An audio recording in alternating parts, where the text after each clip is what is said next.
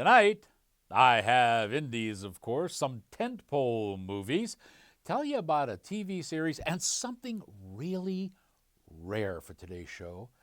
I'll tell you about a documentary. As cinematic class is about to begin, your professor is in.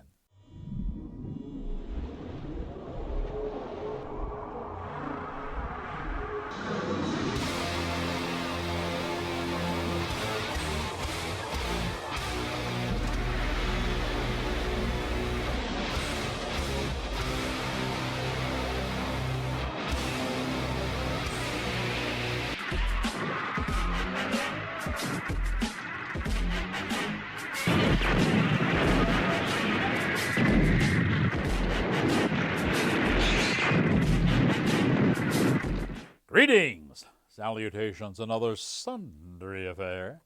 I am your cinematic professor and purveyor of truth in movies. And before we get started, let me remind you that the sponsor for our show is House of Fairuza, Barbershop and Cigar Lounge. And as you can tell from the last episode, I have already gone down to the barbershop.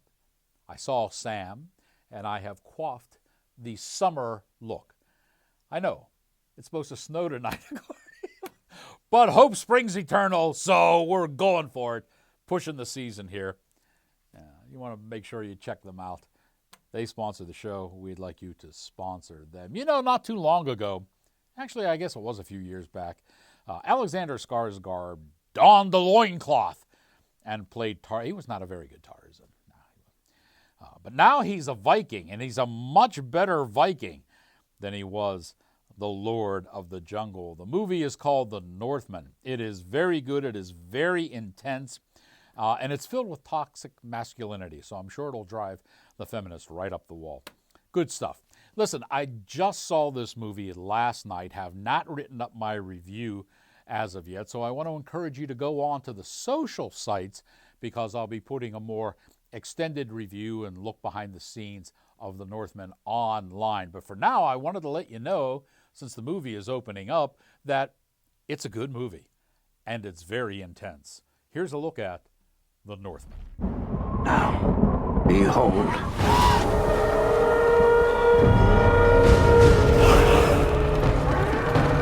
He's here.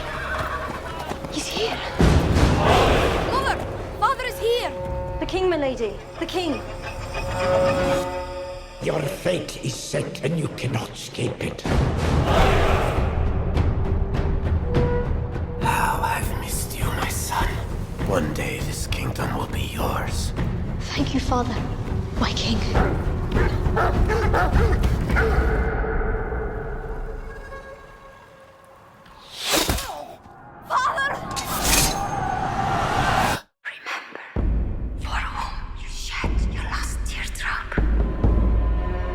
Feel now.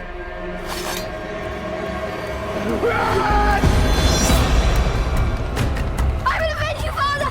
I will save you, mother! I will kill you, Fiona! I will avenge you, father. I will save you, mother. I will kill you, Fiona. Why would he stow away to such a hellish place? To find what was stolen from me. And what is that? The kingdom. You must choose between kindness for your kin or hate for your enemies. Your strength breaks men's bones. I have the cunning to break their minds. And night by night, we will carry out my pledge of vengeance. I will avenge you, father. I will avenge you, father. I will save you, mother. I will save you, mother. I will kill you, Fiona.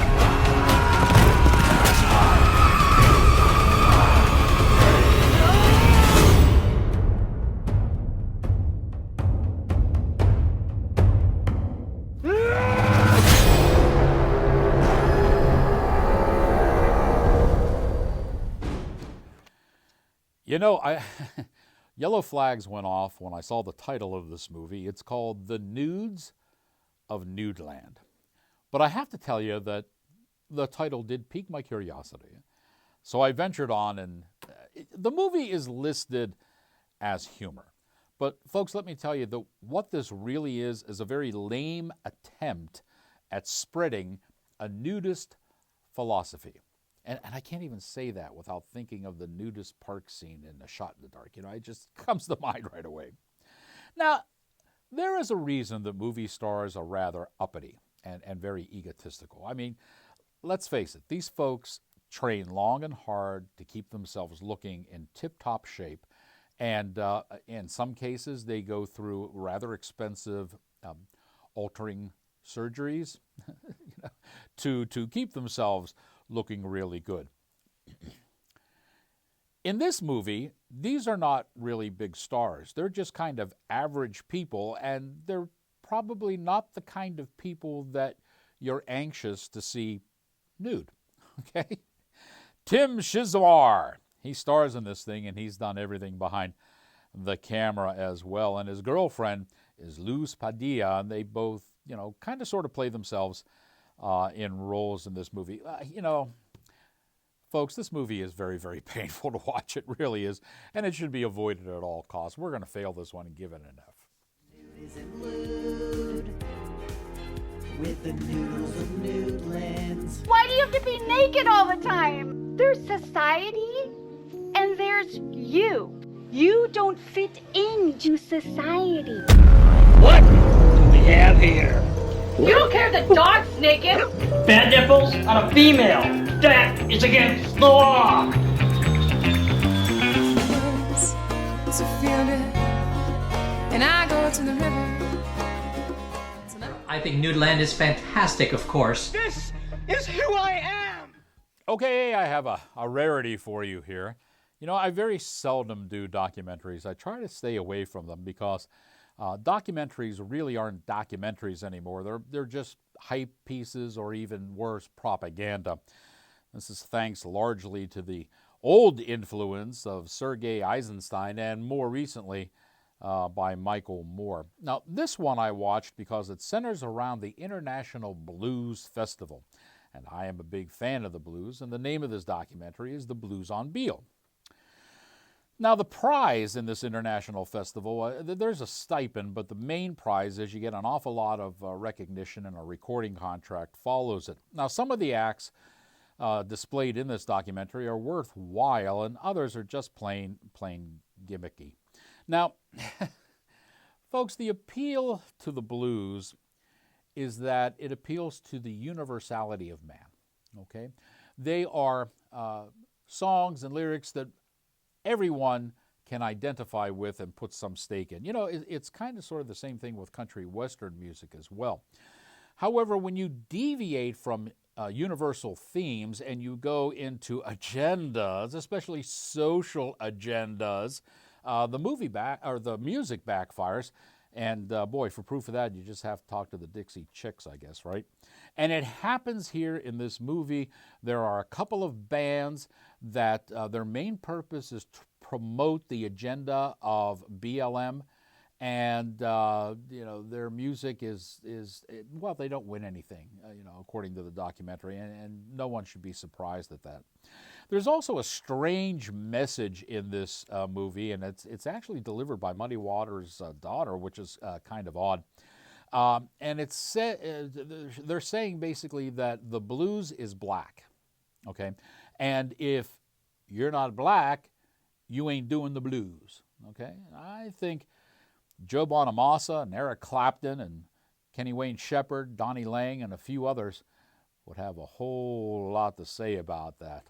Because of its social agenda inserts, we're going to give this one a D. Here's a look at The Blues on Beale.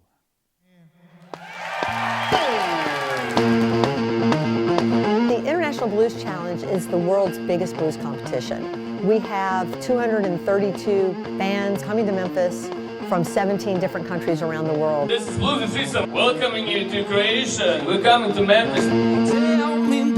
And they're all looking to take home the gold. Here we go.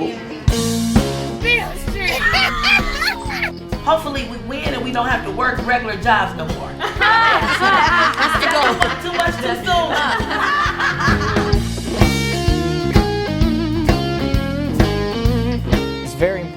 need to place and win in this challenge because there's a lot riding on it. There's a lot of promoters, there's a lot of record labels. Everybody's here. Managers, booking scout, everything.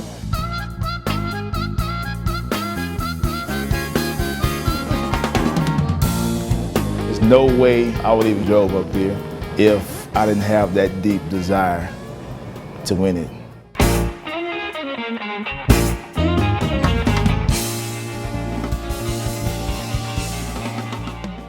You know, I told you in that documentary that inserting social agendas into the music often doesn't work, especially with the blues and country western.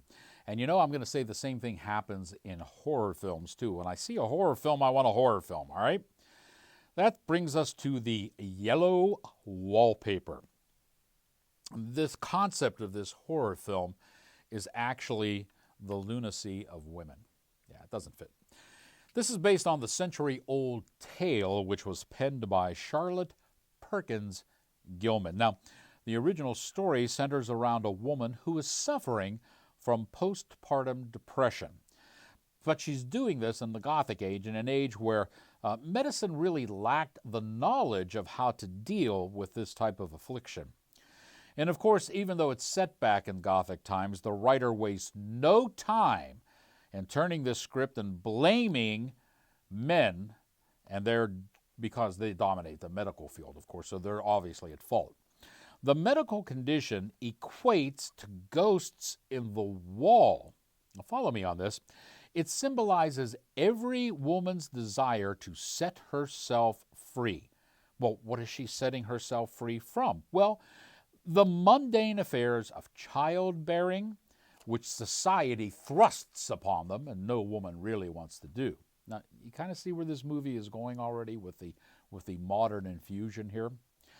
Alexandra Lorith penned the screenplay, and she also stars as the main character, Jane. The opening scene features Jane tossing her newborn baby boy out of a carriage because the baby begins to cry and she doesn't know what to do about it. Okay. Jane's husband, John, is played by Joe Mullins. Now, he is a doctor, and he recognizes that his wife is in some kind of trauma. So he prescribes rest in a secluded country home where she is tended by a nurse, played by Jean O'Connor, and she also has a midwife there to care for the baby, played by Clara Hart. Despite her husband's best efforts, Jane still manages to smuggle the child outside and attempts to bury him in the garden. Luckily, the kid is saved by the nurse. Now, these images are rather sacrosanct to the extreme feminist, as the destruction of the man-child and Jane's obsession with an imagined woman living in her room underneath the wallpaper whom she must free because of archetypes of a woman's life without men. You see what we're saying here? The woman she has to free is actually herself without the burden of a husband and a man-child. Okay? Silly stuff. The film was shot in 4:3 HD. The lines of dialogue, especially in the beginning of the movie, are rather stilted, and you can tell that it creates some awkwardness for the actors. Robert Coburn creates a rather offbeat score for this film, and I mention it because he is a musician, but more importantly, he's a visual artist. And if you've seen any visual artists at work, you know that they're kind of off the wall. So his tempos carry the same idiosyncrasies of that medium. It's kind of like listening to Medeski, Martin, and Wood, if you're familiar with them. All in all, Jane is a Looney Tune, and her feminist views and her ending seem just. This is only for radical feminists. Otherwise, skip it. I'm going to give it an F. He cares for you so much and truly wants to see you get better. Except he doesn't think there's anything wrong with me. It's a horrid smell. It's coming from the wallpaper, you know. You should burn this house down to the ground. I could. Standing on the floor. It sticks terribly. And the pattern just enjoys it. Those bulbous heads and strangling eyes and fungus growths just shriek with derision. And I'm getting angry now.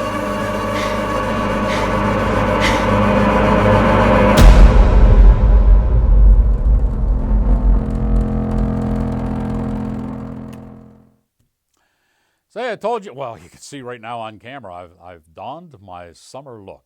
Okay, I'm ready for the warm weather, folks. I'm sorry. I've had enough of this other stuff, and it's got to come quick.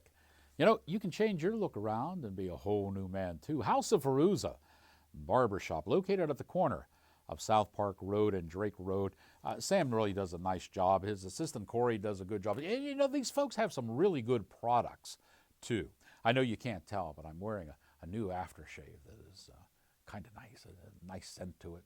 And a lot of the stuff he buys is local stuff there, so it's pretty good stuff. And, you know, if you already have the look you want and you just want some guy time to spend on your own, there is the Cigar Lounge. An awful lot of fun in that. Here are some scenes behind it, pool tables, card tables, and, of course, there's always libations there and the finest of cigars. It's a great place to spend a few hours and just unwind and be a guy, you know, without anybody beating your ear in about it. So it's the House of Fairuza Barbershop and Cigar Lounge, corner of Drake Road and South Park Road. Go ahead down there, tell Sam hello.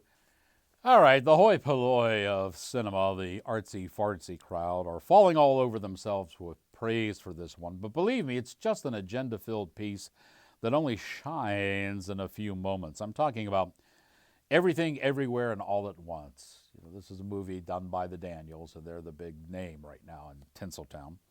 You will literally sit through 3 hours of celluloid, way too long, to discover the movie is basically a tale about a mother-daughter relationship with basically mom just being mom. To reach that moral, our fable opens with 2 reels of nothing but intolerable agenda items, and these include the lesbian propaganda, several segments of really grotesque Borat-style humor, and Jamie Lee Curtis, who is playing a fat slob. It's really disheartening. They're all compiled in a 2001 Space Odyssey mode, but without the cerebral context. Now, there are 2 really good fight scenes in this, including the fanny pack scene, and there's a dance fighting scene that is purloined directly from The King's Man. Michelle Yeoh looks really fantastic in this. She always does. And Ke Huy Quan, who hasn't been in front of the camera in over 2 decades, put in the time and the effort to regain his old style, and it shows. But folks, 2 fight scenes aren't enough to salvage this cultural strange brew.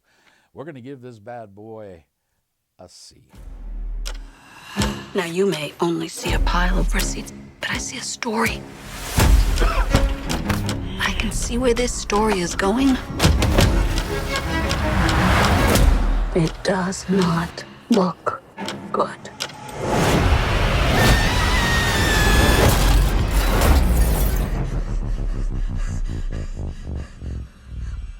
What's happening?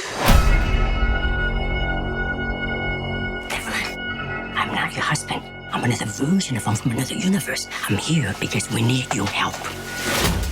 Very busy today. No time to help you. Across the multiverse, I've seen thousands of Evelyns. You can access all of their memories, their emotions, even their skills. There's a great evil spreading throughout the many verses. And you may be your only chance of stopping it. Don't make me fight you. I am really good. I don't believe you.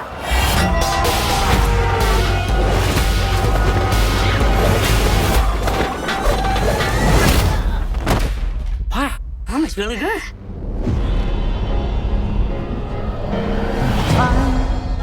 He's waiting in the wings. The universe. He speaks of senseless things. Is so much bigger Script is you and me. than you realize.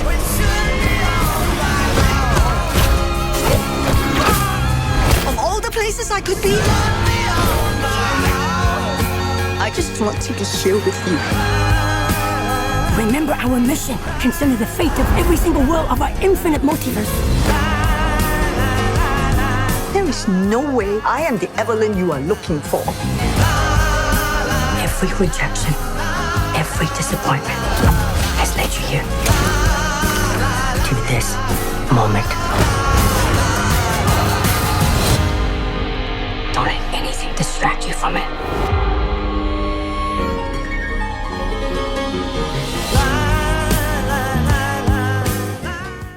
Say the Scott Jeffrey Group is back. This is a cabal of independent filmmakers that all kind of get together and put out different things. And the movie this time is called Prototype. It is a story of a psychotic android. This is very slow moving. It was written by Sam Gurney and directed by Jack Mundy. Now you have a good android.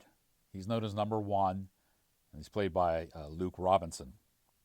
And then there's the bad android, known as number 2, and that's played by Zoe Purdy. You know, I'm not sure if making the bad android played by the black female, I'm not sure if that's racist or not. We'll have to check with that. Shelley is a put-upon wife. She's played by Danielle Scott, and Jamie Robertson is Roger, her husband, who creates the droids. You can see where the conflict is coming in this thing. It's the droids almost pattern the husband and wife who are in conflict as well. It is very largely predictable, and it's really not the best in this genre. We're going to give it a D. May I present Prototype 2.0? A maid, a babysitter, an assistant. If this android can fulfill the social dimension of being human, then what more could it be capable of? The possibilities are endless. It's my privilege to be spending time with your family. Pretty soon, I won't even need you anymore.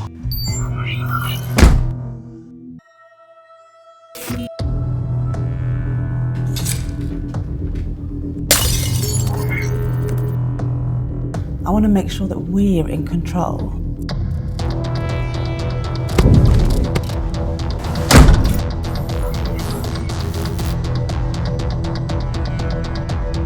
I am in control.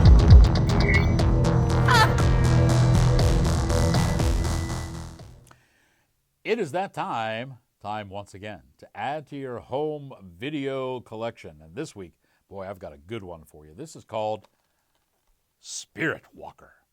Now, let me tell you what's going on here. Okay? We have a top government agent who is involved in a car crash, and when he comes out of the crash, he has total amnesia and can't remember who he is or what he's doing. Now, you say right away, Professor, that sounds rather common template for these types of... but there's a twist. Because of what happens in the crash, he must now change bodies every 12 hours in order to survive. There's the twist you're looking for in Spirit Walker. This stars Young Ki Sang and Park Young Woo. Two big names over in Korean cinema, and they're both in this movie. You can add this to your home video collection by sending your name and return address to filmcritic3@verizon.net. And I'll get one of these into the mail. Oh, you know what? Just before we came on, I got a memo that Lorenzo Di Bonaventura has optioned this movie for an American remake. Now, if Di Bonaventura's name does not sound familiar to you, he is the man who is responsible for both the Transformers series and the G.I. Joe series. He's behind both of those. And now he liked this one so much, he's going to make an American version out of this. This is your chance to get the original before Hollywood comes in and, Disneyizes it or whatever, okay? Spirit Walker, your name and return address to filmcritic3@verizon.net. Here's a look.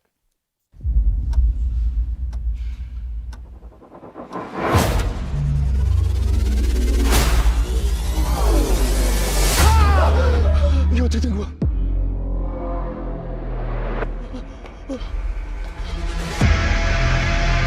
선생님, 본인이 누군지도 기억이 안 나신다고요? 강팀장 어디 있어? 나는 지금 그쪽이 알고 있는 그 사람이 아니야.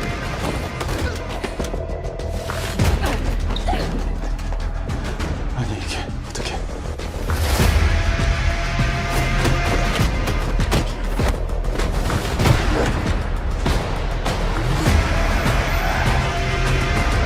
내가 지금 다른 사람 몸에 들어와 있는 건데 근데 이게 자꾸 바뀌어요. 하루에 2번, 밤 12시, 난 12시 계속 누군가로 바뀌고 있어요.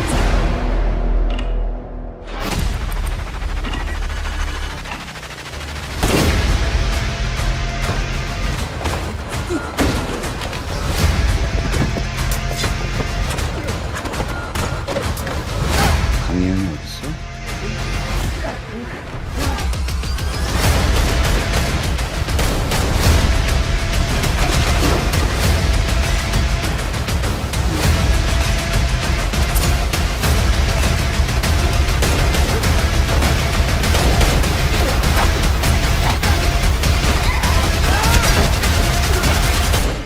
너 누구냐? 넌 내가 누구라고 생각하냐? That's Spirit Walker. Send your name and address to filmcritic3@verizon.net. Remember, I can only send one movie per household, and this is limited to the continental 48, the lower 48, as they say. Good luck. Hope you get it in time. You know, The Children of Sin is a movie that comes from Christopher Moore. He's the gentleman who brought us The Children and Triggered, if you've seen both of those. And like those other films, basically this is a humanist propaganda film. It supports decadent and deviant lifestyles and spurs those who oppose them primarily on their religious beliefs. Meredith Moley, who has starred in other movies by Moore, Cammie Roebuck, Joanne Robinson, and Faith Stanley Starr all star in this movie. It culminates, to give you an idea of where this movie is going, in a scene where one of the protagonists rips the crucifix off of his neck, throws it on the ground in the dirt, and walks away from it. So you see what kind of message this thing has running all the way through it. The two deviants then claim that they are going to go to Florida because there's a whole lot of strange things going on there. So you get these political things in there, and I guess they figure people won't pick up on it, but you know I will. This neoliberal tripe is an exclusive of Amazon Prime. Well, of course it is. This isn't worth the time of day, folks. We're going to fail it. Give it an F.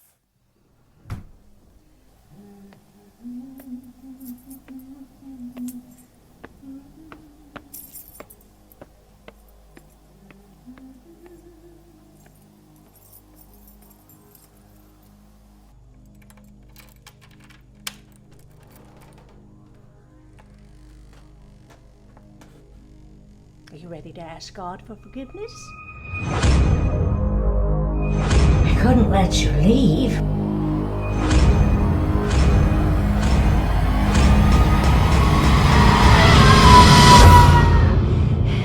God didn't love you yet.